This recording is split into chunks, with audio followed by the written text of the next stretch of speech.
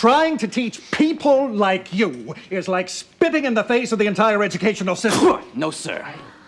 That is spitting in the face of the entire educational system.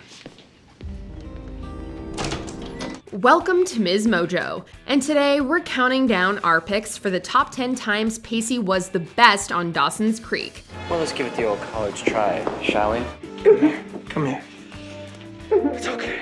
You may take my life, but you will never take my freedom! For this list, we'll be looking at all those moments Pacey Witter made our hearts go boom, boom, boom, boom on the teen drama. What's your fave Pacey moment? We don't want to wait. Let us know right away in the comments below. If you like what you're hearing, be sure to check out the full song at the link below.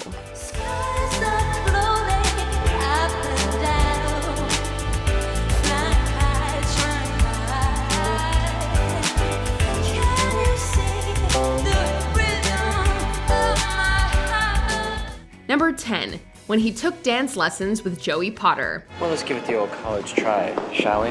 The beginning of the Pacey and Joey screwball mating ritual. Season 3 is filled with many touching moments between these lovebirds, some of which we'll get to on this list, but this one stands out. In exchange for help with his math homework, Pacey agrees to take dance lessons with Joey to help her get a scholarship. So if you could find it in your heart to explain all this trig stuff to me, I'd do anything you want.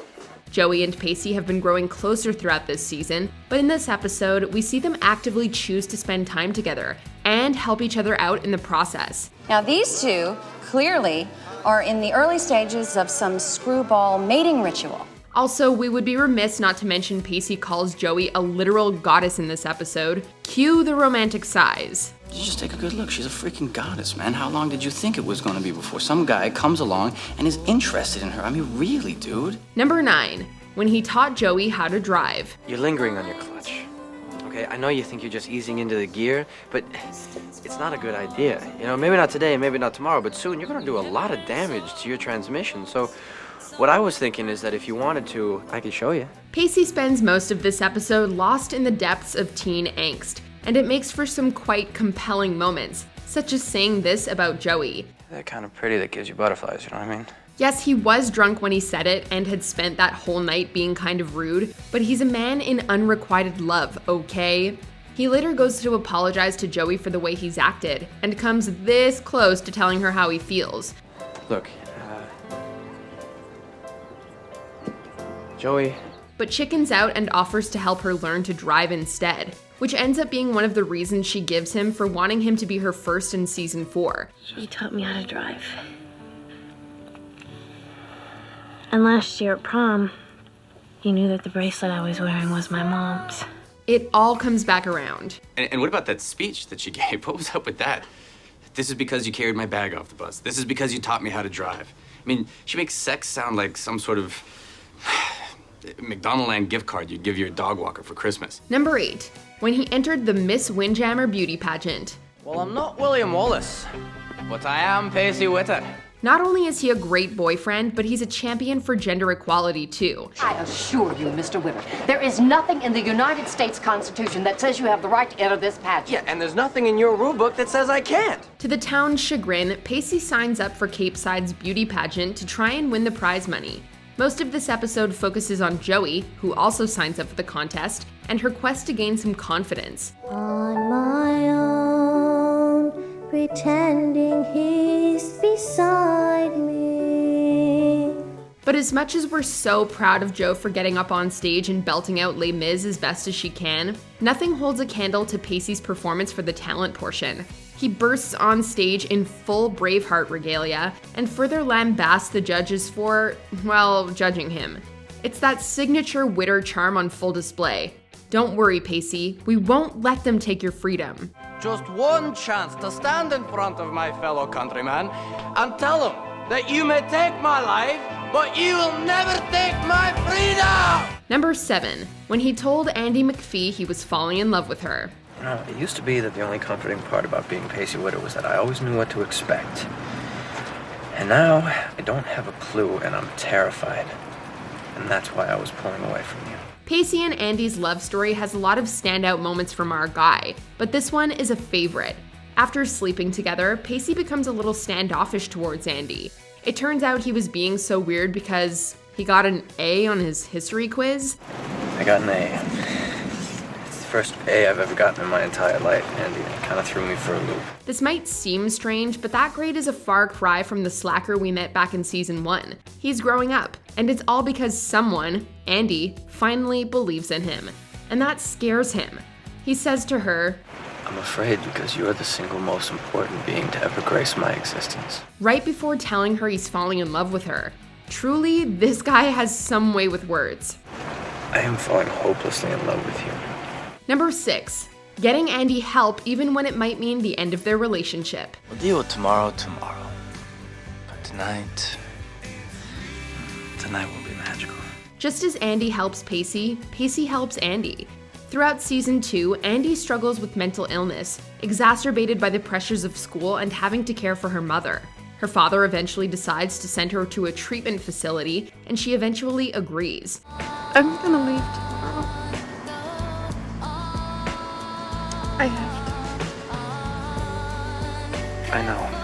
Pacey, while wanting Andie to stay, is supportive of her throughout this ordeal and tries to keep a positive outlook about their relationship, even though he knows things might not be the same when Andie comes back. Pacey, you said no goodbyes. I don't want to say goodbye. And he's right. When Andie returns after the summer, the two break up. It's devastating, but Andie got the help she needed, and that was always most important to Pacey. When you first started to get sick, it dawned on me that I might not be that person for you. Number 5, when he stood up to the teacher who outed Jack McPhee. Would you care to continue reading your now very public work of poetry? You can't be serious. Jack's coming out narrative is handled really well for a 90s network drama. He's accepted by many of his friends, including ex-girlfriend Joey, and while his relationship with his father is fraught, the two eventually get to a better place. But the inciting incident of Jack's coming out was anything but easy. Mr. Peterson, one of the worst teachers to ever grace the screen, forced Jack to read a poem he wrote about his sexuality in front of the entire class. Why are you doing this to me? Because he can. Pacey comes to his aid. It's not perfect. Pacey tries to play hero, which Jack rightly calls out later. I see your miserable scare tactics for exactly what they are. The misguided lashings of a bitter, lonely old man who only feels good when somebody else in the class feels worse. But his heart was in the right place. Plus, we could watch him spitting in Mr. Peterson's face on loop. Trying to teach people like you is like spitting in the face of the entire educational system. No, sir. That is spitting in the face of the entire educational system. Number 4, when he bought Joey a wall. Come on, we had to mention the wall. It's everyone's first answer when asked why Pacey is a great boyfriend. He bought her a wall. How could you not love him? You bought me a paintbrush. No, lame-o. I stole this from your permanent collection. You bought me a wall? Not bought. Rented. When Joey's school mural is ruined by some punk teenager, Pacey takes it upon himself to buy her an entire wall so she could make a bigger and better mural than before. I just thought your next endeavor should be bigger and better than your last one. It's important that you keep on growing both as a person and as an artist. Not only does this set up a nice contrast with Dawson, who was never the biggest supporter of Joey's artistic endeavors, but it also sets up the beautiful moment in the season 3 finale where Pacey paints "Ask Me to Stay" on that very wall.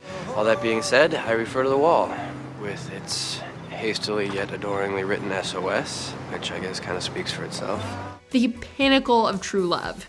I spent an hour and a half staring at this half-painted wall after we talked last night. Just staring and thinking. So, the way I figure it, it's your turn to stare now. Number 3, when he saved Andie. So if it doesn't have anything to do with somebody else, I can't help but think. Good. Go ahead. Say it. I'm just wondering if it's maybe some kind of medical situation. When Andie's pressures and mental health come to a head in season 2, it was a really scary moment for everyone. Andie started seeing and talking to her brother Tim, who died before she moved to Cape Side. I didn't hear the whole conversation, but it sounded like she was talking to someone named Brown. You know who that is? It's my name for Tim. Things come to a breaking point when Andie locks herself in the bathroom, leaving Pacey and Jack outside. Come on, Andie, open this door. Andie, open this door! Instead of trying to tell Andie that Tim isn't real, Pacey tells her he believes her, not even for a second belittling what she's going through. I may not understand everything that's going on with you right now, Andie, but I understand you. Do you hear me? You tell Tim that. He tells her how much she means to him, refuses to give up on her, and asks her to choose him. So please, Andie, for the love of God, please come out here and choose me. Please. It's a really emotional, heartbreaking moment that we'll never forget. Come here. It's okay. Number 2, the count to 10 monologue. It's killing me. How can a guy compete when the two of you have your own karaoke routine? Pacey, you're not supposed to compete. We're supposed to have our own I didn't mean that. Well, what did you mean? I don't even know anymore, Pacey.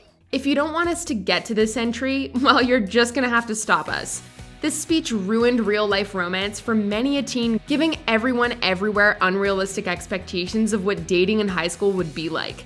But that doesn't stop it from being one of Pacey's finest moments. When you like somebody, proximity is a good thing, regardless of how they feel about you.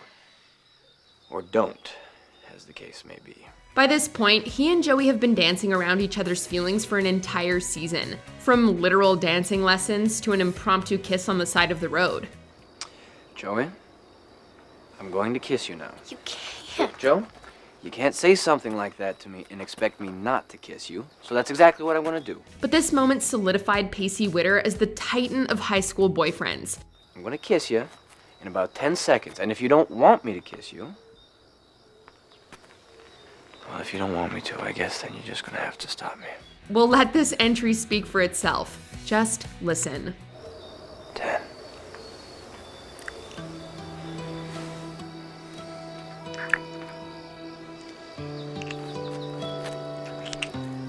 Before we continue, be sure to subscribe to our channel and ring the bell to get notified about our latest videos. You have the option to be notified for occasional videos or all of them. If you're on your phone, make sure you go into your settings and switch on notifications.